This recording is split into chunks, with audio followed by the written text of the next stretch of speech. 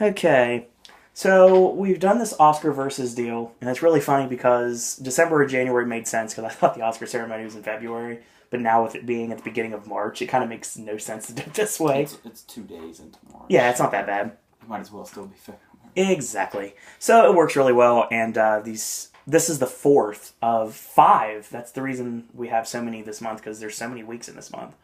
Because of that factor, we have five verses. They're all Oscar-themed verses, and this is one I've been wanting to do for a long time, and I've actually had to kind of sell you on this one, honestly, to wonder if there would be a viewership for this type of a verses.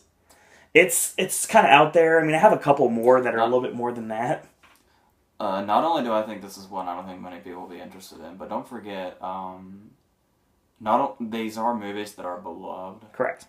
But in a lot of cases, these are also two movies that are extremely hated, depending on who you're talking to. And once again, I have to mention, like I have every single time, I did predict Crash to win Best Picture many, many moons ago, the first time I walked out of the theater, and it'll probably never happen again. Which has caused you to make ridiculous predictions every year since that have failed miserably. But Argo was right, so we're good on that. How many different movies did you say that about last year? No, not that many. So I threw a cryptic comment at you guys late because, I'll be honest, I couldn't think of one. So AJ came up with one in the video that's not even online yet, but it's on my Twitter account, so you guys have seen it. The cryptic comment is INTERSECT. And it makes total sense because there's a lot of parallels between both stories. Everything leads up to a point, so intersection makes total sense. So it actually really could have been Crash and Traffic, but yeah, Traffic would have been fun. But I think theme-wise, these two are a little closer. So it's 2005's Oscar Best Picture winner, Crash, taking on 1999's Paul Thomas Anderson's magnum opus, Magnolia. So AJ, take it away. Well, most people consider his magnum opus There Will Be Blood, but if you ask him personally, he thinks it's Magnolia. I'm going by his, because he loves this movie. And I think there's like a whole thing about like his real-life dad and the Jason Robards character. That is correct. I believe I've read that before. We're going to go ahead and start with Magnolia. All right. I think I've been doing... I talk about how they did Oscar-wise before we go into it. Of course. Magnolia got 3 nominations, which were Supporting Actor for Cruise. Which is an incredible performance. His best performance ever. Original Screenplay and Song. I'm not sure which song was nominated, but I'm sure Raimi Man did it. Yeah, I guarantee it. It was probably Wise Up, if I had to guess. I'm sure it was, actually. My tablet's over there. I can't get to it. Sorry. Won a whole bunch of other awards. Like Cruise actually won the Globe, and deservingly so. Julianne Moore won some Critics Award, I think, and Philip Seymour Hoffman took the National Board of Review. So this was like all over. When you have an ensemble like this, everybody's taking shit from everywhere. Everybody's susceptible to winning. So we'll talk about Magnolia first. Okay. There's so much to talk about. Okay. We'll go through the cast really quick first. At least okay. The great thing about Magnolia is, first and foremost, it's 3 hours and 10 minutes. It's 3 hours and 8 minutes, I think. But, this is one of those, you have those movies that are like have a really fast pace. Yeah. Magnolia is definitely one of those few movies where it's a really, really quick 3 hours. Yeah, it does not feel its length whatsoever. And I really get it when people say, I believe Kevin Smith is most famous for saying that this movie is more or less a self-indulgent piece of shit.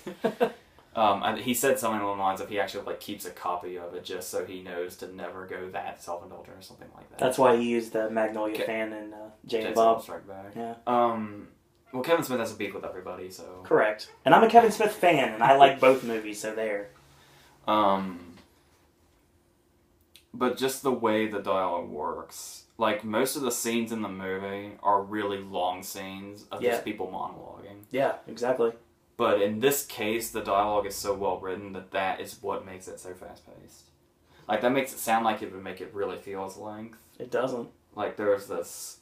Especially the moments with Philip Seymour Hoffman where he's on the phone trying to get a hold of Frank T.J. Mackey, or Frank T.J. Mackey himself doing his motivational speeches. And then you have that, towards the end, you have that really, really long speech that Jason Robards gives. Yes. The point I was getting at, the great thing is you have all these characters. There's I don't even know how many of them there are. But when you normally watch these other movies, I'm just already saying, fuck you, Crash. And when you have these movies where you have all these characters eventually intersect, Paul Aronson has said that I said his name really fast that you didn't even catch it. You heard Anderson. That's all I needed to hear. Peter Anderson has said that he has, most of his movies have a particular inspiration. Of course. Boogie Nights is Scorsese. Yeah. There Will Be Blood is Kubrick. Yeah. This is Altman. I can see that all three ways. And obviously, most of Altman's movies are these big-ass ensemble pieces. So, and in these ensemble movies, with all these characters, there's always those character storylines that you don't really care about. Where it's you'll love what this story's doing, you'll love what this story's doing, and this character, and this character, and this character. But there's always at least that one character where you're like, I kind of want to move on to somebody else now. What's the homage for Punch Drunk Love? It's a movie I really enjoy, and I'm not quite sure. I read somewhere what the Masters was too, but I can't remember. Yeah. Punch Drunk Love might have just been all him. Yeah, it wouldn't surprise me. So where was I? But the great thing about Magnolia is there's not really any of those characters. No. There's not really one character that gets screen time and you're like, oh, maybe we should, move on, or I'm not really into this person's story. Everybody's interesting enough to provide a reason to enjoy their story. Yeah, the one I probably have the least interest in, that's not to say anything bad, I'm just saying, compared to the other stories, the one I probably have the least interest in is the one with Philip Baker Hall. Mm-hmm. And mainly the one when he's at home with his wife. That's kind of Philip Baker Hall's great. And he has, these monologues like everybody else does that are great, but it's just, of all the other ones, that's the one with kind of... Takes you out of it a bit? Well, it's... that's just like saying this piece of gold isn't as shiny as the others. I understand that. They're all stellar performances. Magnolia has this amazing opening. Magnolia's opening, before we get to any of the characters, might be my favorite part of the movie. Mm-hmm. It's this whole opening that's narrated by Ricky Jay, who's actually in the movie later. He works on the set of the quiz show. Mm-hmm. And it's talking about coincidences and how they're not just coincidences. These things happen and they always happen and they will always happen. Correct. Starting with the guy in 1911 that got, he was from Greenberry Hill, and he got beaten to death by 3 guys during a robbery, totally at random, and the 3 last names of the guys were Greenberry and Hill. Yeah. And then the story where Patton Oswalt plays the dealer at the casino that is swimming, and he's actually, he gets into an altercation at the casino with a player. Mm. And later on, that guy is flying a plane that causes the death of him. And then the really old story about the guy who loaded the shotgun in his parents' house, so one of them would eventually shoot each other. And he's actually going to commit suicide, and he jumps off the building as his mom accidentally fires the shotgun. Just as he's flying by the window, and it kills him when he would have landed in the safety. That's awesome. And he actually gets charged for his own murder. That's awesome. Because he loaded the gun. The big question is who is at the heart of this? Because each of these movies kind of has that centerpiece character. Mm. I think it depends on, I don't know. I want to say something, but then I picture 90s Paul Thomas Anderson snorting a line of cocaine and saying, "Motherfucker, that's not what it is at all." I always thought the heart of Magnolia was John C. Reilly's character. Without question. Because we start on him. We have the great opening where Amy Mann does the cover of One, and it introduces everybody, and then we go right into John C. Reilly first. Supposedly he, when he was like making this spider web of characters, he started with Melora Walters' character. I think that's how you say her name, Melora. That sounds right. Malora doesn't sound right. Yeah. So it's gotta be Melora. He started with her, and then the characters branched off from her. And given that the ending is, the one where that shot where she like smiles at the camera, I would think, I don't know if he's confirmed this or not, but if I had to guess, I would say he would tell you that she is the heart of the movie. I can see that too. Especially since, that's where he started, apparently. But I don't know what it is, but I've always thought that the cop, for some reason, always felt like this kind of centerpiece. Because even though we end on her smiling at the camera, he's still in that scene, so technically we begin and end with him. Yeah. So, And he's also all these characters have just like, they're either, well, an argument could be made about Phil. Yeah. But regardless, all the other characters have like some kind of dirty secret or have some, bad thing that they do or that's in their life or whatever. And his character is like the pure thing amidst all this.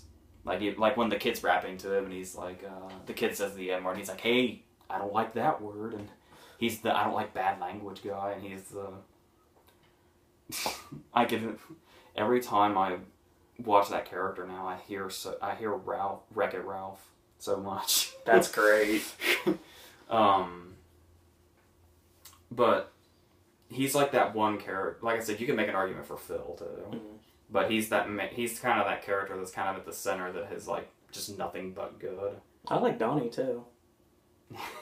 He's got his demons, obviously. Yeah. Oh yeah. I do love Macy's scene with Albert Molina when he's talking about all of his debts that he has, and he's talking about how he's getting oral surgery, and Molina's like, "Wow, you have great teeth." It's Molina's only scene. It's just a cameo, but it's we'll get to cruising. I want to talk about Phil a little more. You could technically say he's also kind of a there's a pureness to him also. There is this one moment before he starts looking for Frank where he's flipping through channels and he stops on a porn and he's just kind of got this look on his face, and then he starts calling up.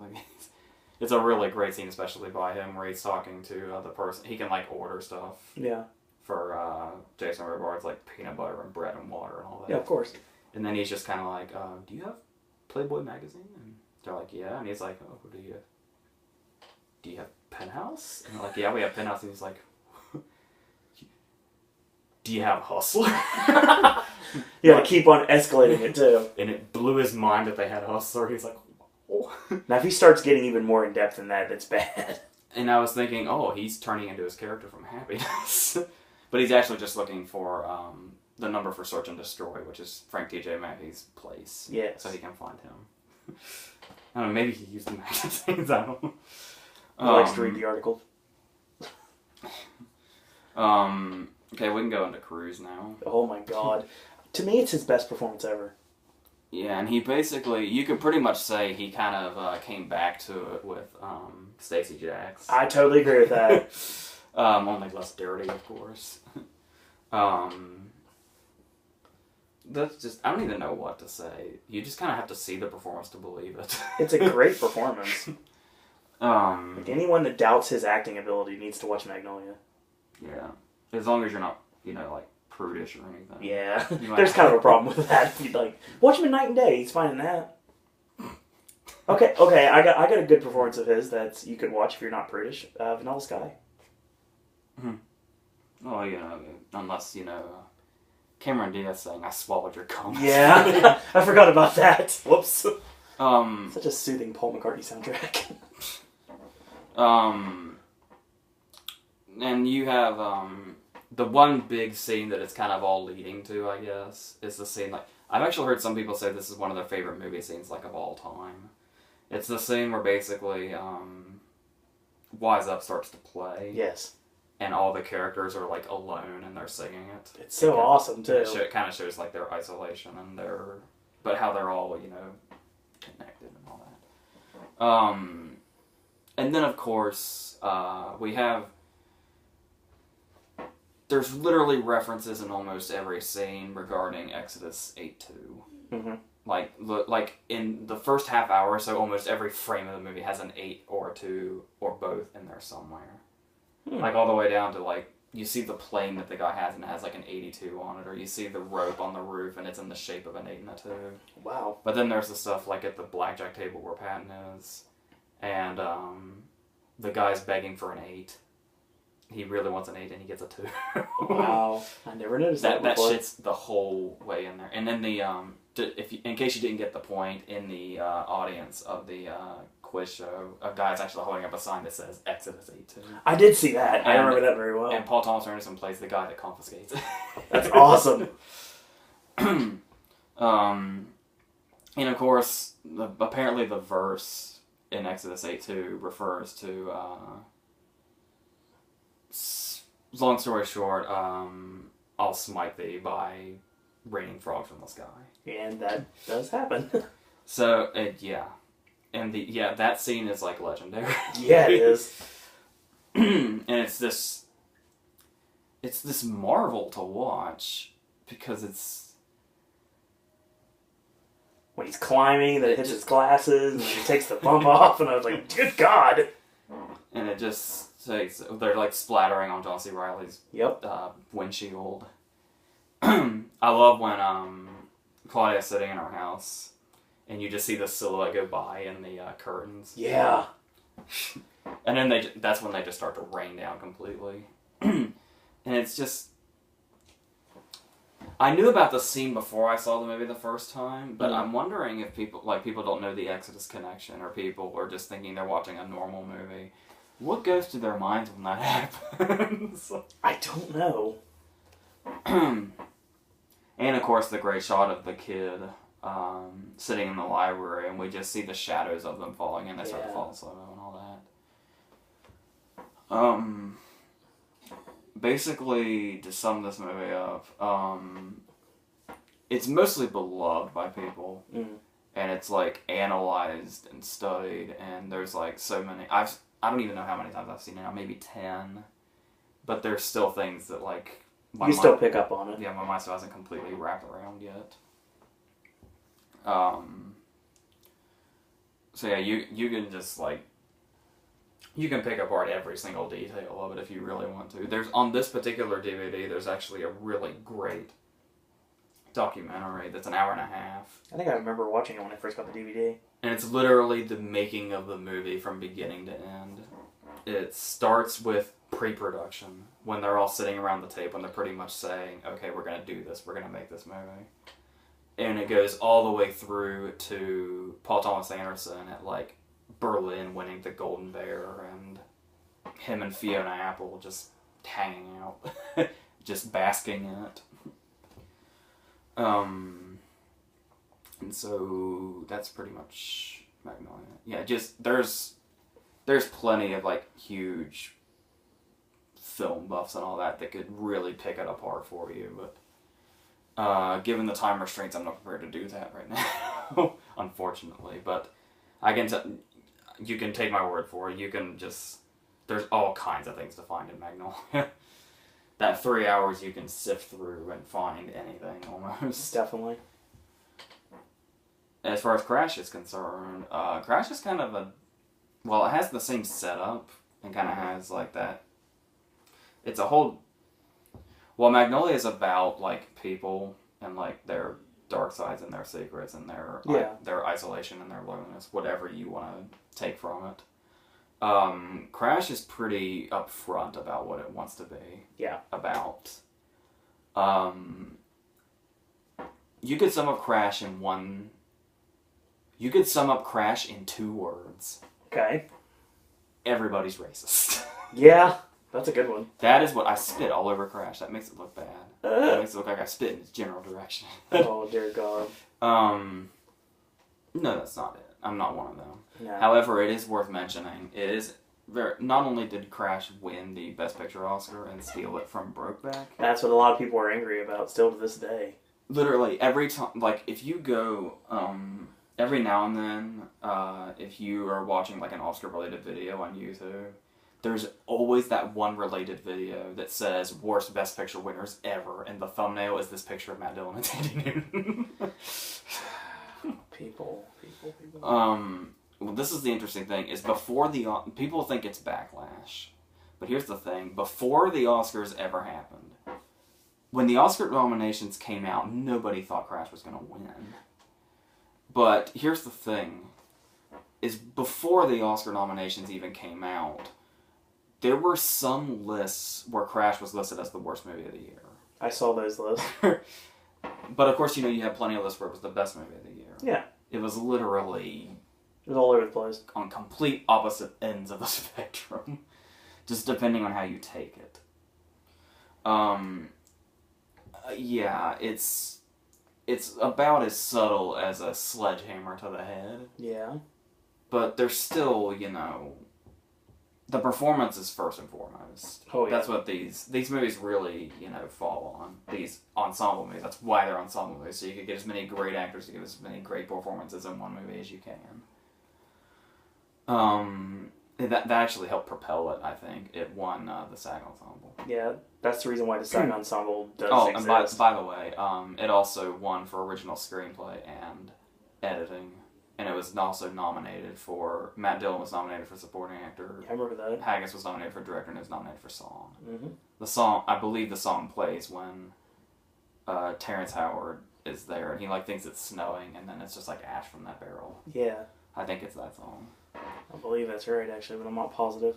Sorry, it's not the Stereophonics song. No, I wish it was.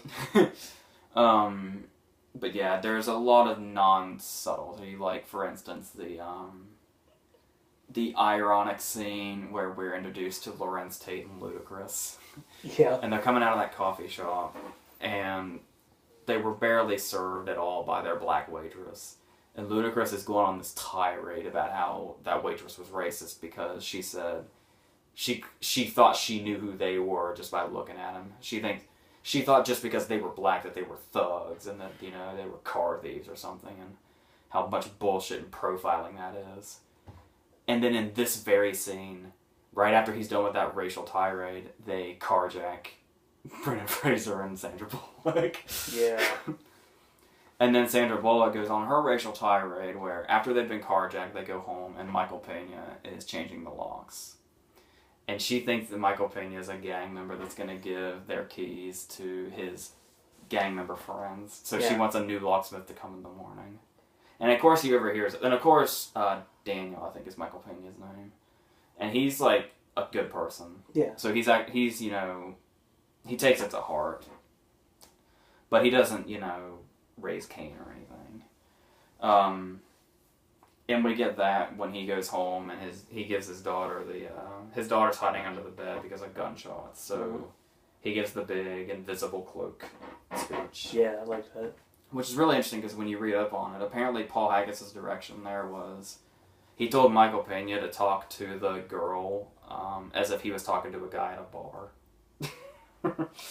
It's interesting direction. I I believe this was the first movie that Chris Bridges was credited as Chris Bridges and not just as Ludacris. I think so. He was just Ludacris in Hustle and Flow, wasn't he? Yes. Which is the same year, so. Yeah, I think this came before. Obviously this came before because this hit the festival circuit. Yep. And there's just, the racial stuff is everywhere. There's Tony Danza's character. Tony Danza's awesome. Where they're doing the show, he's doing the show with Terrence Howard, and they have a black actor. And he's just doing this, he's just acting, he's just being normal. Mm. And he pulls Terrence Howard to the side and he's like, we got a problem. The black actor, he's not acting black enough. Yeah. So it's a line you think he'd have in Dawn doing or something. Totally. And you have the sex scene. You have Don Cheadle doing Jennifer Esposito, and his mom calls him. And to hang up, he says, I can't talk right now, Mom, I'm having sex with a white woman. Yeah. And then that makes her pissed. and all that. And then we have the scenes that kind of bring it full circle. Let's talk about Matt Dillon. Definitely.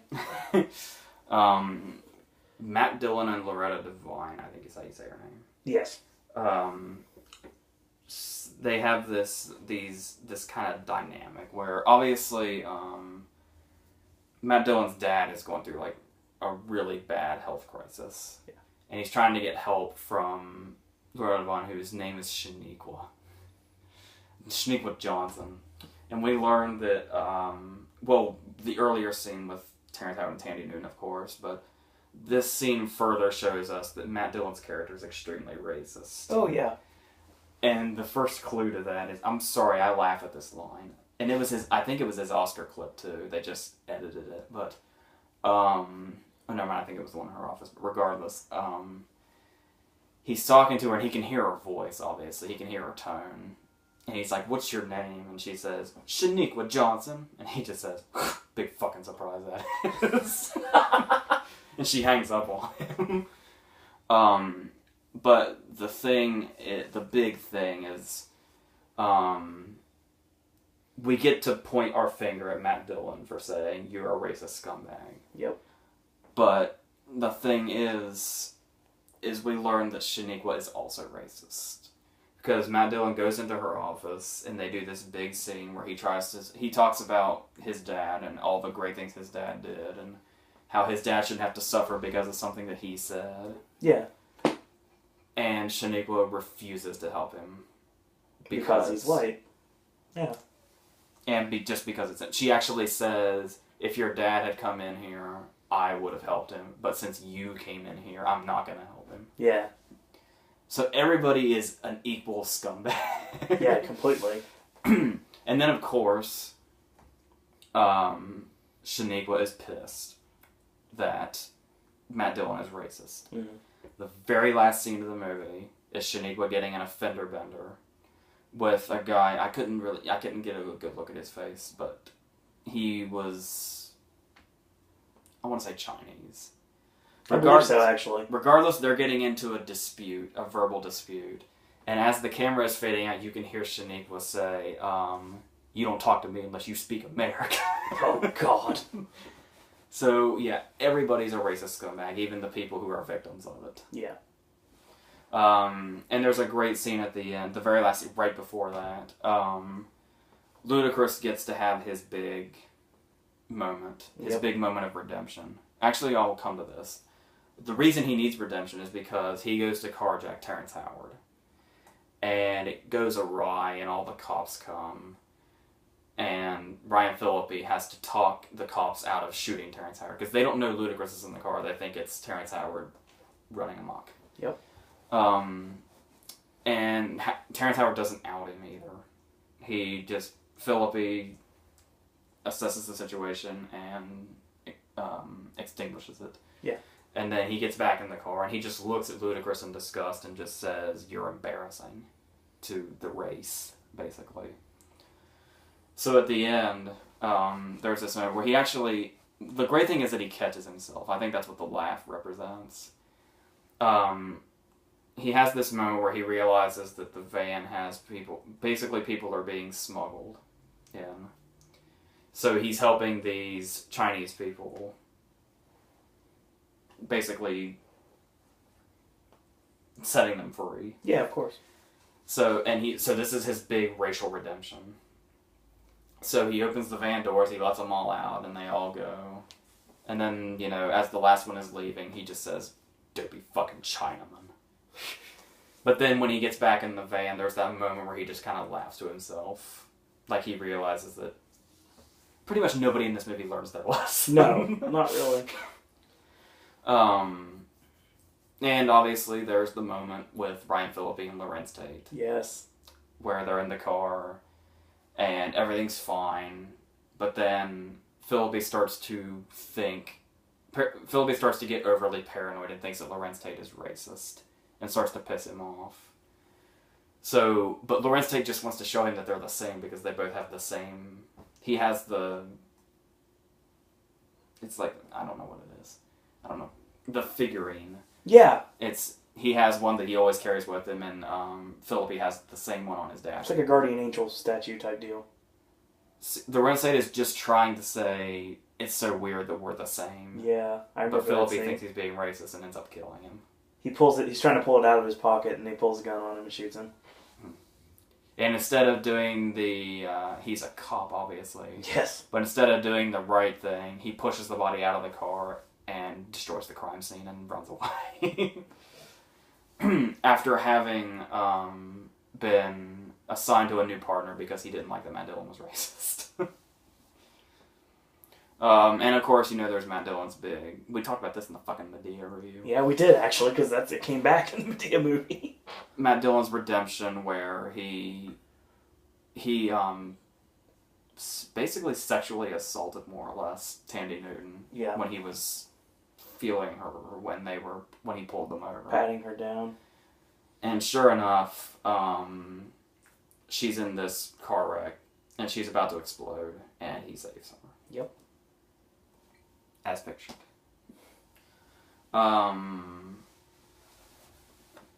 So that's the really big scene, the other poster shot, where you have the guy from Iron Man. I can't remember his name now, but he thinks that he and Michael Pena have this altercation where he's trying to tell the guy that the door doesn't work in his shop, and there's like something is lost in translation, and the guy thinks that Pena is like antagonizing him. So he leaves, and then later on the shop is like ransacked and there's like graffiti, and he automatically assumes that Daniel did it. So he goes and he gets the gun that he doesn't know has blanks in it because he couldn't communicate with the guy at the gun shop. Yeah. Which is the guy from The Fighter, by the way. And of course the daughter thinks the invisible cloak is real. And there's that moment I love seeing, I know it's cruel, but I love seeing people react to this scene when they haven't seen the movie before. Because everybody freaks out. Completely. Where he, that poster shot you always see of Michael Pena screaming while holding his daughter. That's where we think that she took the bullet for him. But then, of course, I'm a little worried about that daughter's well-being, though, because she now thinks that the invisible cloak is real. Yeah, no lie. So God knows what happened, but we won't think that way. No, please don't. But yeah, a lot of people hate this movie. Yes. Like, just hate it. And I think it's mainly the non-subtlety and the hopelessness that we're all racist scumbags. And we all have our prejudices. Whether we hide them or not, I guess. But I think it's,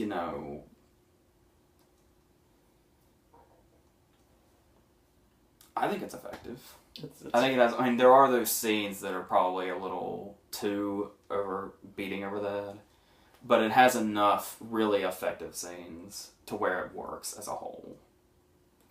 I know some people hate the scene. A lot of people think it's unintentionally funny, the scene where Sandra Bullock falls down the steps, and that's her, like, karma. I guess that was a little whatever, but especially since it happens in that weird slow-mo. But, yeah. So I'm going to come to a decision now. Crash is great. I'm not pissed that it won Best Picture. I'm definitely not, because it, for the rest of my life, it is what it is. Yeah. It's not like, it's definitely not a terrible choice. There are probably worse choices than you. Well, nah. But we're looking at what? Munich, Good Night and Good Luck, and Brokeback, and Capote. Yeah. So if I were to have to choose between these two, it'd be Magnolia all day long. Because to give you some suspense, I didn't tell you that at the beginning of this review that Magnolia is probably one of my favorite movies. Yeah. So I knew this was going to happen. It was always going to win. Yeah. Just Magnolia all day long. Literally, it's 3 hours and 10 minutes. Literally Magnolia all day long. Watch it over and over again. If you work at a video store, then you can make your shift go by faster. So yes, of the intersecting ensemble movies, I would definitely pick Magnolia. All right. We maybe look into Traffic for somewhere down the road if you're, because you brought that into the I don't idea know what now. to put it up against though. It would have been Crash probably. Yeah, probably. The So Don Cheadle intersection movies. I think they almost even have the same font. yeah, I believe they do actually. So what we've got right now is one more Versus for 2013, and then we're gonna kick into next year. Our last Versus of this year is going to be a movie that Versus I've been wanting to do for a long time. It's basically hinged on Christmas, to be totally honest. So not Christmas, like you having the visual aid is what we're going to go with. Two movies that I can't really give a cryptic comment for. Not right now. I guess we'll have to come up with one later in the week, unless you have something off the top of my head now. Not really. All right. That's pretty much the end of that. So, AJ, any parting words? I think that's it.